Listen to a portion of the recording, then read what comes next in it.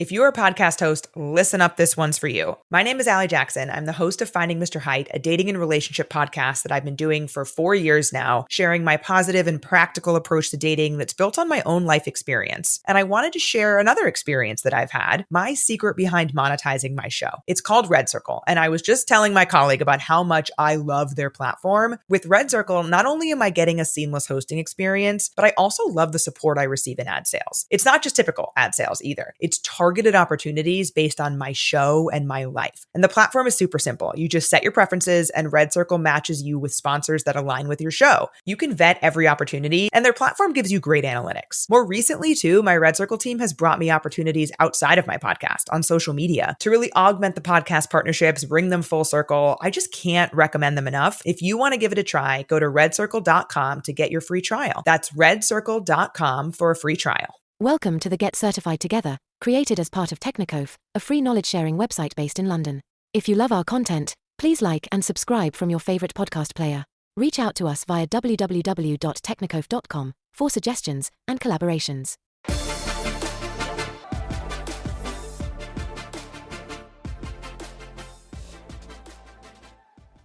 Hey everyone, welcome to another episode of Get Certified Together series. Now, in this week's episode, remember I told you so many times that this whole syllabus looks pretty messed up because they are covering threat detection and response as part of what Domain 1, while identity and access management, which I feel it should be coming in the starter, is coming all the way in the Domain 4. So what I did as part of preparing this episode, and of course episode from now on, is going to AWS security fundamentals first. Now, it's pretty interesting because when I was reading the book, which I mentioned you in a couple of episodes back, the book which I'm referring, I didn't refer it all. I was going through AWS material, which AWS officially provides. I was checking those material and they start with AWS security fundamentals. And I felt like this is what I was really talking about, because before we move into like threat detection and response, we should be really concerned about what AWS security fundamentals look like. What's an AWS security as in from the basic level? If you and me who are learning for the first time, who are new to the cloud, I'm not new to the cloud, but if you are new to the cloud and you don't even know what cloud is, and if you are still going through that journey and you are still in that initial phase, like how I started, this is how I started when I started learning about cloud. I started with EC2 instances, virtual machines, and VPCs, IP addresses, all those sort of things, before I really started thinking about how I can secure this infrastructure. And that's something we should be targeting as part of this whole series as well. So this was my idea, and the book which I'm referring and the AWS material, official material which I'm referring, both of which are complementing and both of which are supporting the kind of idea which I had in mind. So like I said, we are on the right path. And what I did as part of today's episode preparation is I went to AWS security fundamentals. So I brought to you in today's episode some of the interesting concepts around that. Before we dive into main episode, I want to share one of the project which I'm doing as part of my regular job. So what idea was behind that project was I have to move some applications which are running on on-prem infrastructure all the way into the cloud. Because we are moving into the cloud, I had two options. One of them using our EC2 instances and virtual machine. That's pretty normal, right? Everyone think about that. Second option is create an EC2 instance. You convert it into a Docker containerized application or infrastructure layer. Means Docker is one of the way to do it. You can use different services to make the whole infrastructure, whole virtual machine as a container supporting platform. So second option was that. And third option was using AWS managed services, which is EKS and ECS. So what I thought that if I go with EKS, it actually complements what I'm doing as part of my podcast, because what I'm doing as part of my series is I'm learning about cloud security. And one of the aspects, if you go into domain 3, it really covers like we should be using microservices, we should be having ECRs and all those sort of image builders. What the main idea is, we have to make sure that our blast radius is minimal, our attack surface is minimal, and container solution or containerized application provides just like that. So as part of that project, I was actually trying to learn more and more stuff about EKS, about how we can share AWS secrets to our containerized application, or pods as they call in Kubernetes, and how we can share those secrets across the account as well. So I was doing all those interesting aspects from the point of view of security. And the reason why I was doing that was because they are clearly mentioned in section 3 in some of the task statements around how we can share secrets and what the best way to share your secrets to your application, how you can build your microservices based application, how to reduce the attack service and everything. So like I said, I want to learn more about that technology and I want to work on that project because I wanted to share the knowledge with you guys, because it's really nice to do that stuff. And I felt like I have achieved something because finally my containerized application is up on EKS cluster. So as part of domain 3, whenever we'll be there, I will be sharing with you guys my learning part of my project. So that will be covered as well. But I just wanted to share with you, and that actually justify why this episode is actually delayed by 1 week, because last whole weekend I was doing that and I was building that application. So I was pretty fucked up in my mind because I had to deliver that application and that project. I had to finish that off. And I was in no mindset of recording something. And I apologize to you guys because I said that I will be recording it every week. But of course, there's a valid reason this time. And whatever I learned as part of skipping that weekend, I will be sharing with you whenever we cover domain 3 as part of infrastructure security. So as part of main episode, after this break, I will be covering AWS security fundamentals.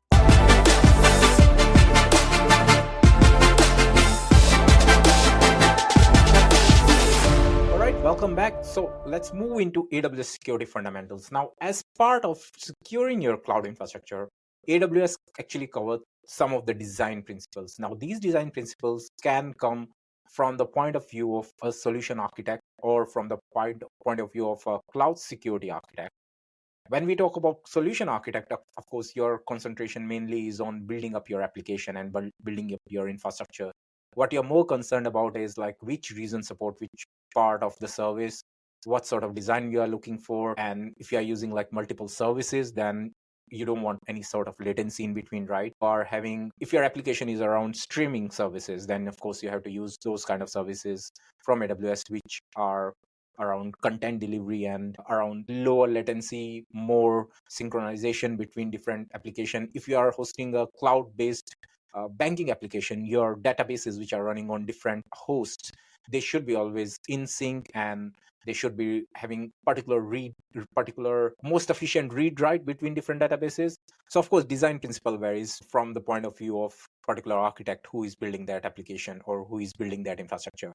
From the security perspective, ideas change because now you are more concerned about the security of your infrastructure. So you might not be that concerned about all these synchronization or read writes or latency. You might not be that much concerned about that. Of course, as a end business goal, as your organization, if they are selling some application, you don't want, because you're part of that organization, right? So even though you are coming from a security background, even though you're thinking from security's point of view, still you cannot justify that because of this security consideration. I'm more concerned about making my application more secure and less concerned about the real operational benefit or real return of investment on the whole application sale and revenue. You don't want to justify more security, and that actually takes more precedence compared to getting the real revenue, right? Because that's how we all getting paid. So design principle, of course, have to be nice balance between how to make your application more secure, but of course you don't want to get in wrong feathers with your finance team or your operational team or your infrastructure team. Means I am from infrastructure side of things, so I completely understand when I receive these kind of feedback like this, your application or your infrastructure which you are building or you have built as part of your design is not secure, and we recommend that you delete everything or you destroy everything and refactor and re-architect, making it more secure. I understand the kind of frustration which, as an IT administrator, we feel like someone is asking us to do all those sort of things without any background. And that's one of the idea why I started this whole security services journey, because now I'm getting the point of view of security guys, and of course, I myself is a sysadmin from IT, so I understand my side of things as well. So AWS actually provides some key design principles. One of them is implementing a strong identity function. Now, once again, this design principle is coming up as number one when we go to AWS security fundamental course.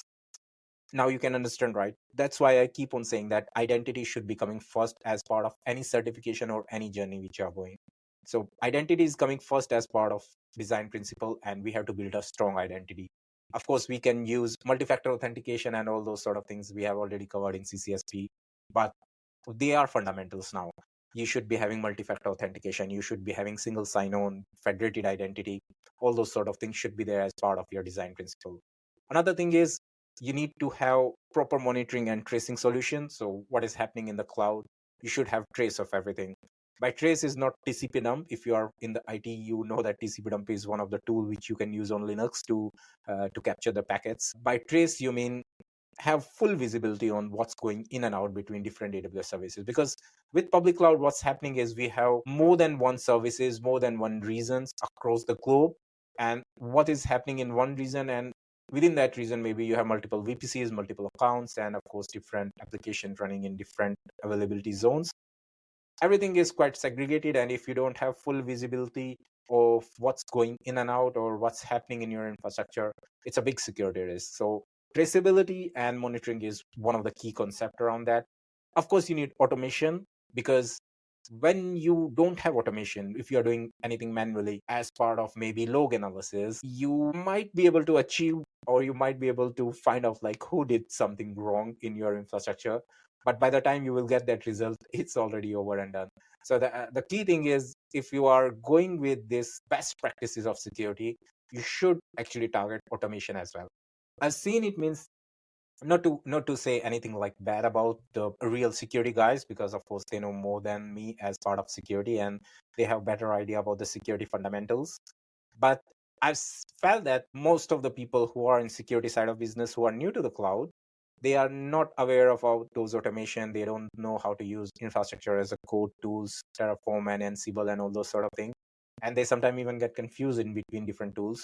So that's a big kind of setback if you are into the security side of thing and you don't know automation and you don't know how to build and how to scale your security solution. Because as part of administrator or as part of architecting, the other point of which I mentioned, people who are working to build the application or build the infrastructure, they know more about these tools and they have better idea about this tool. I completely agree on that.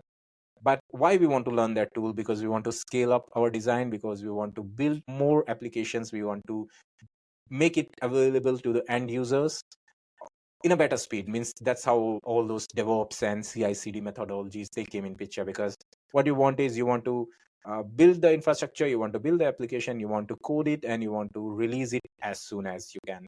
And of course, the whole pipeline and whole automation, that's what you want to achieve with this with the whole concept.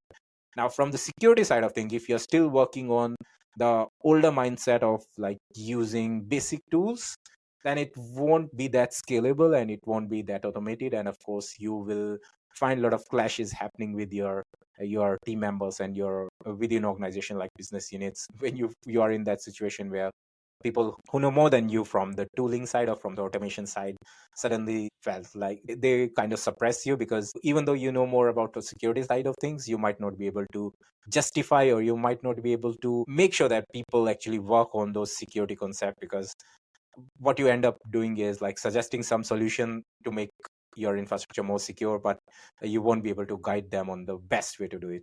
So automation is key, not in terms of like designing the infrastructure, but of course it's a key in terms of delivering your own solutions as well.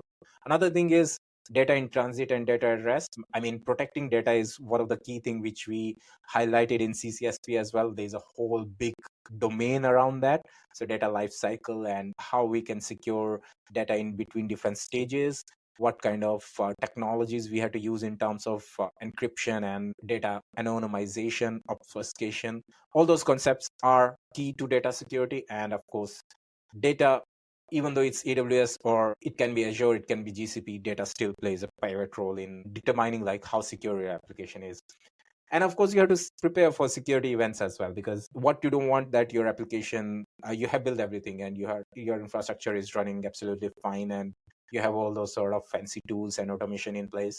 What you don't want is end up having a security incident and then suddenly you realize that, oops, you haven't prepared for this particular bit though.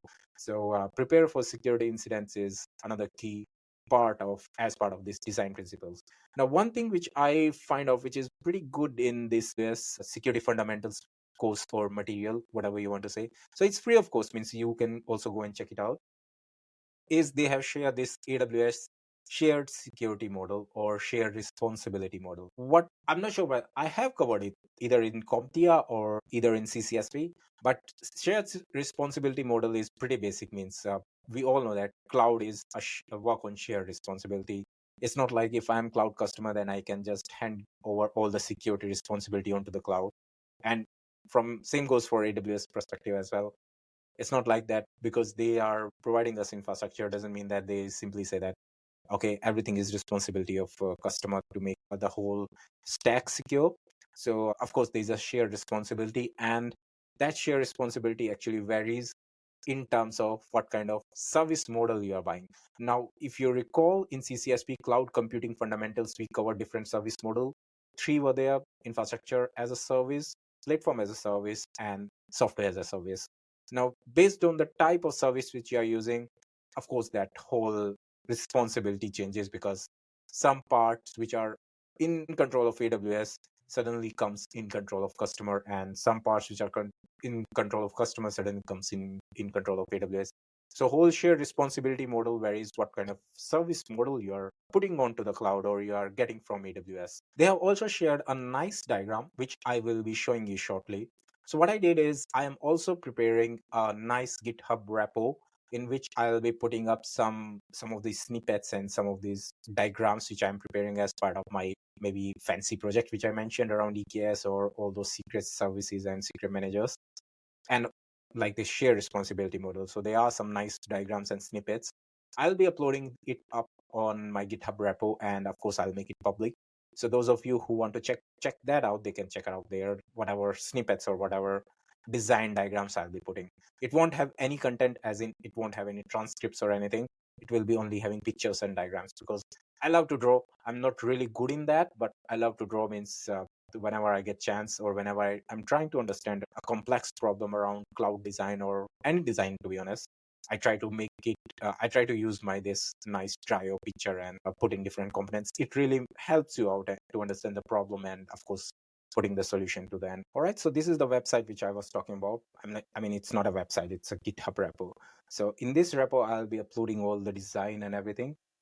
And this is the shared responsibility model which I was talking about. So you can see, right, it's pretty clear from the picture that it's different services have different responsibility in terms of like who is managing what. In this particular picture, I think it's specifically talking about the infrastructure as a service model because you can see the foundation services are under AWS control.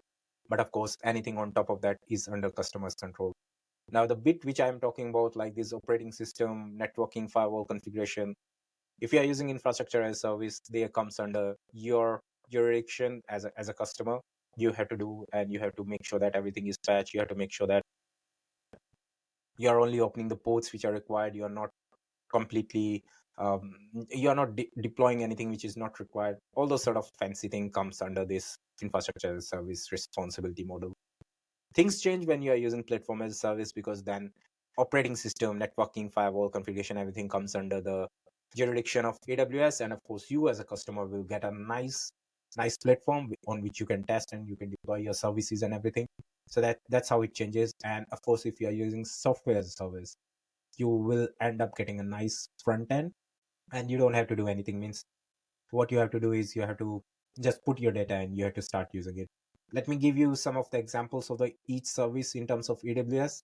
So EC2 instance, for example, is a part of infrastructure as a service. Means it's a no-brainer. It's just a blank virtual machine. You have to decide as a customer what kind of operating system you want, what kind of security groups you want, whether you want encryption or your block storage volume, or um, how you want to access it. If you want to make it a domain joined machine, whether you want to use single sign-on or you want to use a key pair, everything is under your control and you can do it. I think for platform as a service, AWS Beanstalk is one of the application which I recall is part of platform as a service, because what you get as part of AWS Beanstalk is a nice set of application which you can choose, and once you like click deploy that application, you will get a whole stack. What you will get is like whatever application you choose, what kind of I don't know, Java platform or Python libraries, all those sort of things will be there as part of that Beanstalk deployment. You will get access to that. You won't care what kind of networking it's using in backend, what kind of ports and service groups it's using, whether the volume is encrypted or not. What you care about is all those libraries and processes they are available as part of that Beanstalk application. For software as a service, I think S3 should fit perfectly because S3 is a front end. You can even create a static website on that. You don't know where the data is stored, what kind of encryption is used, what kind of SAN architecture is used in the backend, whether it's SAN or NAS. You don't really care about anything. What you really care about is a nice GUI on which, or a console, or even your command line on which you can just dump your files. You don't care about anything. You can, of course, control what kind of access you want or what kind of permission you want to give on the files which are uploaded there, and how you want to access them, and whether you want to encrypt it from your own key, or AWS can do it for your on your behalf as well. So I think S3 fits perfectly well in terms of whether it's a software service. So those are from the AWS perspective. Now, of course, you can say like, oh wait, OneDrive, Gmail, yeah, they are part of software as a service as well, but of course they are not provided by AWS. I think this is the shared responsibility model which I wanted to cover with you guys, and it's pretty basic, it's pretty easy, but it's nice to understand from the AWS perspective, like what AWS think about that. Now, another thing which I will be sharing the link in the show notes about from where I got this diagram. I don't know whether it's open in one of the tabs, so I'm not going through that. But what I got is this nice snippet of cloud adoption framework from security perspective. There's a cloud adoption framework from architecture or infrastructure perspective as well that completely cover the other point of view which I mentioned, those from the IT and sysadmin's point of view. But this one actually covers only from the security perspective.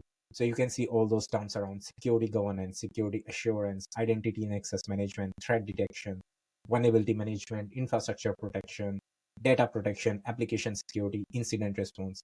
They are part of cloud adoption framework.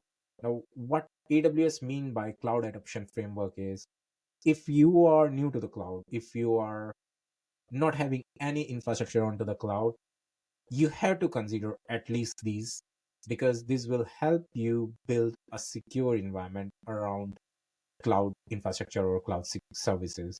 So security governance, of course, you have to develop and communicate security roles and responsibilities, policies and processes and procedures everywhere. So in your organization, if you are, for example, doing it for the first time and you are moving your some of the application from your on-prem to the cloud, if you don't have properly defined roles and responsibilities, because cloud is big thing, right? Once you start moving infrastructure for one of organization unit, maybe you have more organization units or business departments, they want to move to the cloud as well. You have to segregate responsibilities around ownership of different accounts. It helps in the costing as well, because in a way, if you have different accounts, then not only you have segregated rules, but also you have segregated budgets as well. So you can clearly define like which department is owning which part of infra and how much it's costing to the whole organization. So that everything is covered under security governance.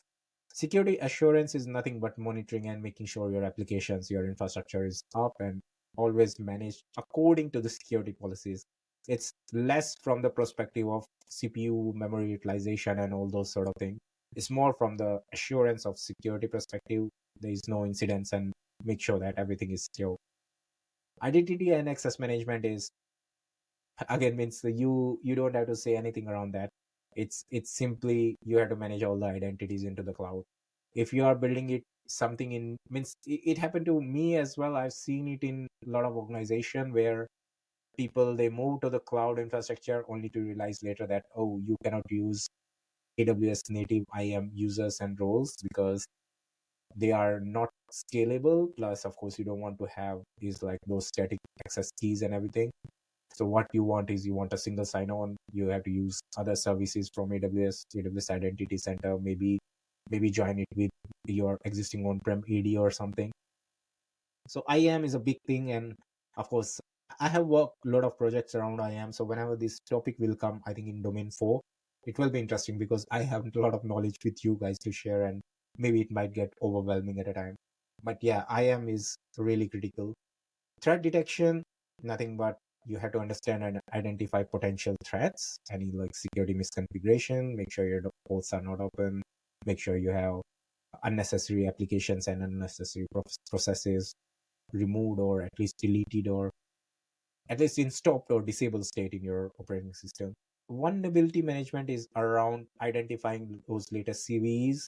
They comes in daily. Oh, by the CVEs, I recall that. Have you seen this Oracle hack which happened? Like I have written the number somewhere, but I think millions of user identities are leaked because Oracle Cloud actually, I think there's a vulnerability in there, one of the database, which led to that leakage. And one of the thing which was interesting was that Oracle Cloud Management, people who own that infrastructure, they initially denied and they said that there is no such thing as this hack or leak.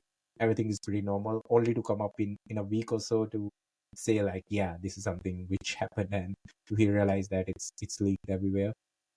I think I was planning to cover that in today's episode, but my notes, I cannot see it anywhere. So maybe in next week episode, I will share with you those stats and number. And it's pretty interesting in that Oracle Cloud thing. Anyways, so infrastructure protection, this is covered under domain 3, how we can validate the system and services within your workload are protected. Data protection, maintaining visibility and control over your data and how it is accessed and used in your organization. Application security is nothing but your application is always secure and you detect any sort of misconfiguration, any sort of unidentified access into your application, how you are storing the data which is uploaded on the application, where you are hosting it, all those sort of things is covered as part of application security. Not to forget the new updates in the application, new SBOM and everything, like what kind of different softwares and different repository you are using as part of building your application. So that everything is covered under part of application security. And incident response. So if something goes wrong, what's your plan? How you how you going to respond to it and how you're going to resolve it. So this whole is covered as part of cloud adoption framework. With this shared responsibility model and with this adoption framework, now I think we are pretty much confident on what is the main idea behind AWS security fundamentals and how we have to approach this security concept when we are understanding from the AWS perspective. As part of next week episode, what I'll be doing is I'm covering through these security fundamentals more. So some of the concepts are around data center security, which are not relevant that much to us because, to be honest, we are anyhow not allowed to know where AWS data center is, but they have covered it. So we can go into that as well. I think it's not relevant, but no harm in going through it. Of course, there are some mention about controls, detective controls, infrastructure protection, data protection, incident response. They have covered them briefly. I will share the link in the show notes as well. You can go into them, you can read them yourself. Language is pretty easy. I feel like this is something you can do yourself as well. But of course, if you don't feel like doing it, then I'm here and I will be going through it anyhow. So once this security fundamentals is over, I think by the end of that, we will be pretty much confident on how we want to approach and what sort of domain we cover first, because I still feel like domain 4 should be coming first because domain 4 is IAM and IAM should be coming first before we move into infrastructure security and I don't know, data application security and threat detection and this one. So I'm pretty confident and I'm pretty honest that in a way that after security fundamentals, we will be going through IAM. But again, keep tuned to this podcast because things might change as I go into more information around that. But as of now, yeah, that's the whole plan in front of us. So that's all for today's episode. And I again apologize for missing 1 week because I was pretty much deep inside the work which I was doing for this EKS cluster and Kubernetes. It's really interesting. And once you are trying to achieve or trying to solve a problem, you feel like let's solve it first before you do something else. So that's the mode I was in. And finally, I'm in mode of like sharing the knowledge with you guys. So that's all for today's episode. And if you feel like this is something really interesting for you and you want to share with other friends and with someone who might find the whole content helpful, then of course, like and subscribe. I don't feel like saying it, but if you really want it, then please like and subscribe. And let's catch up in the next week episode and let's go into this AWS security fundamentals more. Goodbye and good luck. Thanks for listening to this episode. Follow the show so you don't miss out, as we deliver piping hot topics every week.